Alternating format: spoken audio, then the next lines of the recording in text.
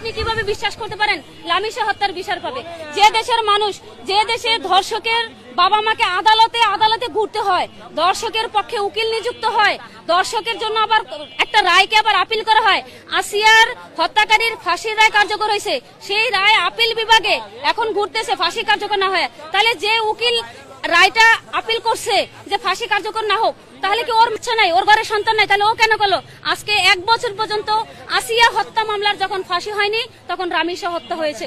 রামিশা হত্যা গত 24 ঘন্টার মধ্যে 3টা মেয়ে হত্যা হয়েছে। আজকে সকালে একটা বার্থডে হয়েছে, নিউজ দেখলাম আরটিভিতে। কথা হচ্ছে বাংলাদেশ 92% মুসলিমের দেশ, স্বাধীন দেশ, এদেশে সরকার নির্বাচিত সরকার।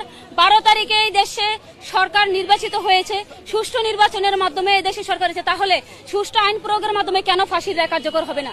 কেন বিএনপির পক্ষ থেকে একটা লোক এখানে আসলো না? কেন স্বরাষ্ট্রমন্ত্রী এখানে এসে রামিশার বাবার মাথায় হাত দিয়ে বলতে পারলো না আপনার জন্য আমরা আছি? কেন আইনমন্ত্রী এসে বলতে পারলো না যে আপনার পক্ষে আমরা এই দেশের আইন সঠিকভাবে দিব?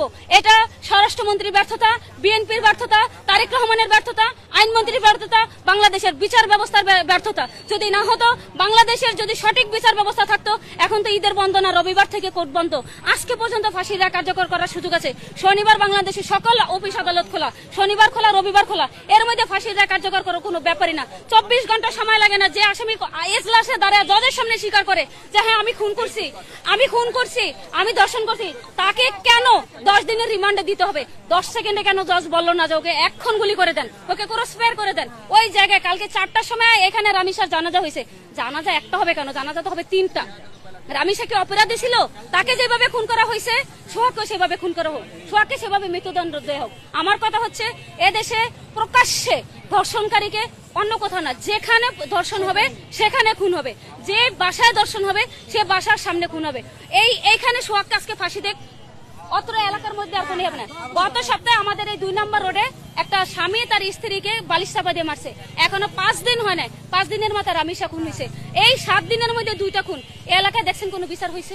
কোনো বিচার হয় না। সারা বাংলাদেশ ব্যাপী এরকম বিচার হইতে দেখছেন? কোথাও বিচার হয় না। এখন বিচার যদি হতো, তাহলে এদেশের মানুষ ভয় পেত। আমার কথা হচ্ছে, যে দেশে আইন আছে, সংবিধান আছে, 156টা অনুচ্ছেদ আছে, আমাদের বিচার বিভাগ আছে, আমাদের আইনের স্বাধীনতা আছে, তাহলে কেন এখানে বিচার হয় না? যেহেতু সরকার বলেছে আইন বিভাগ থেকে বিচার বিভাগ আলাদা করে দেওয়া হবে, বিচার বিভাগকে স্বাধীন দেওয়া হবে এবং বিচার বিভাগকে পূর্ণাঙ্গ বিচারের ক্ষমতা দেওয়া হবে। যদি এটা দেয়া থাকে, এটা বাস্তবতার প্রয়োগ থাকে, তাহলে কেন এখন পর্যন্ত রামিশা হত্যার বিচার হলো না? কেন আসিয়ার দর্শককারীদের এখনো ফাঁসি হলো না? এটা আমি স্বরাষ্ট্রমন্ত্রীকে প্রশ্ন করলাম, এটা আমি আইনমন্ত্রীকে প্রশ্ন করলাম। যদি পারে, তাদের যদি যোগ্যতা থাকে, সৎ সাহস থাকে, আমার এই প্রশ্নের জবাব প্রকাশ্যে দিয়ে যাবে।